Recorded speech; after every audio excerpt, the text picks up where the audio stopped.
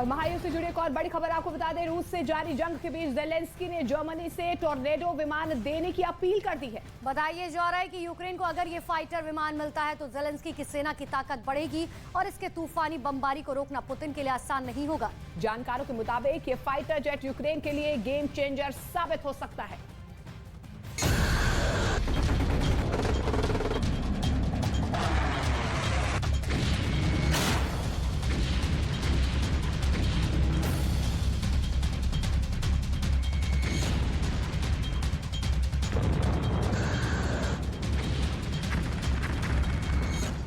ग्यारह महीने से रूस और यूक्रेन के बीच जारी जंग के दौरान दुनिया इस जंग से जुड़े कुछ अजब पहलू देख रही है। अमेरिका और ब्रिटेन वो देश हैं जो जंग के पहले दिन से ही न सिर्फ यूक्रेन के साथ खड़े हैं बल्कि उसे हर वो हथियार मुहैया करवा रहे हैं जिनकी बदौलत वो अब तक रूस जैसे ताकतवर मुल्क के खिलाफ जंग लड़ रहा है।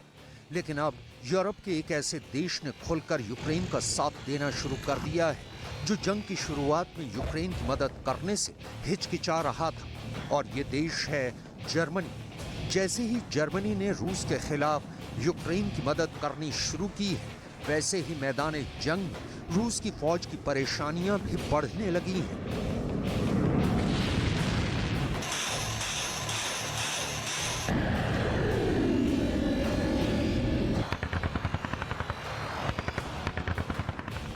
इससे पहले हम आपको ये बताएं कि जर्मनी की मदद से कैसे मैदान जंग में रूस की परेशानियां बढ़ रही हैं। उससे पहले जरा इन तस्वीरों में छिपी एक अहम हकीकत को समझिएगा।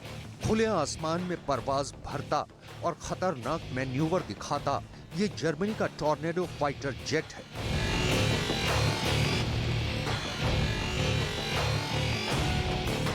और टॉर्नेडो फाइटर जेट जर्मनी की एयरफोर्स का एक अहम हिस्सा है और सालों से जर्मनी की सरहदों की हिफाजत में तैनात था, इसलिए क्योंकि जर्मन सरकार ने एक फैसला लिया है कि वो अपने तमाम टॉर्नेडो फाइटर जेट्स को अमेरिका के और आधुनिक F-35 स्टेल्थ जेट के बेड़े से रिप्लेस यानी बदल देगा।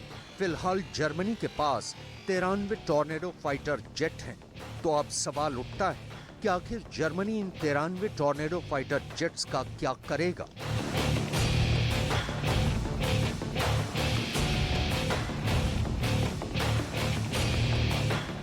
इस सवाल का जवाब यूक्रेन के उप विदेश मंत्री एंड्री मेलेनिक ने जर्मनी से एक अपील की शक्ल में दिया है। दरअसल यूक्रेन के उप विदेश मंत्री एंड्री मेलेनिक ने जर्मन सरकार से ये अपील की है कि वो अपने आउटगोइंग टॉर्नेडो फाइटर जेट्स को यूक्रेन को बतौर तोहफे के तौर पर दे दे। उन्होंने अपनी अपील का बाकायदा एक ट्वीट भी किया है। मेरे पास हमारे जर्मन दोस्तों के लिए एक रचनात्मक प्रस्ताव है। बंडसवर के पास 93 Tornado multi role combat aircraft हैं जिन्हें जल्दी ही डीकमीशन कर दिया जाएगा और इनकी जगह F-35 ले लेंगे। हालांकि ये पुराना फाइटर जेट है लेकिन काफी शक्तिशाली है। आप इन टॉर्नेडो को यूक्रेन को क्यों नहीं दे देते?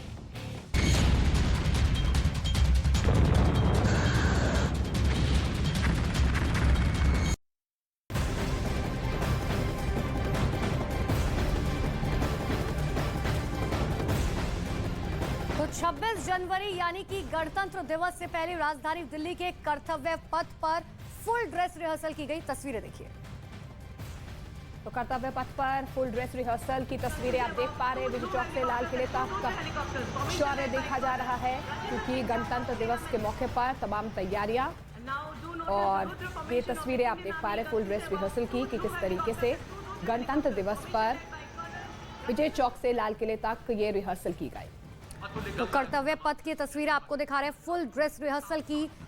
ये हिंदुस्तान का शौर्य, हिंदुस्तान की संस्कृति किस तरीके से गणतंत्र दिवस के मौके पर सिर्फ हिंदुस्तान में नहीं पूरे दुनिया भर में दिखाई जाती है, और उसी की तस्वीर छोटी सी झलक आपको दिखा रहे हैं क्योंकि 26 जनवरी गणतंत्र दिवस पर ये सभी कार्यक्रम आयोजित किए जाएंगे और उससे पहले फुल ड्रेस रिहर्सल हर साल कुछ इसी तरीके से की जाती है। 4 कैमरों के जरिए देखिए कि आखिर क्या कुछ रिहर्सल वहां पर की गई। बिल्कुल, भारत के आन बान शान की तस्वीरें आप देख पा रहे हैं किस तरीके से भारत का मान विदेशों में बढ़ा है उसकी ताकत आप देख पा रहे हैं, झलकियां देख पा रहे हैं। फुल ड्रेस रिहर्सल यहाँ पर गणतंत्र दिवस से पहले इन 4 कैमरों के जरिए, इन 4 तस्वीरों के जरिए आप देखिए कि किस तरीके से कर्तव्य पथ पर ये फुल ड्रेस रिहर्सल की गई। झांकियां यहाँ पर निकाली जाती हैं गणतंत्र दिवस के मौके पर। उससे पहले आप देखिए कि किस तरीके से भारत की संस्कृति और कला को भी प्रदर्शित फुल ड्रेस रिहर्सल में किया गया।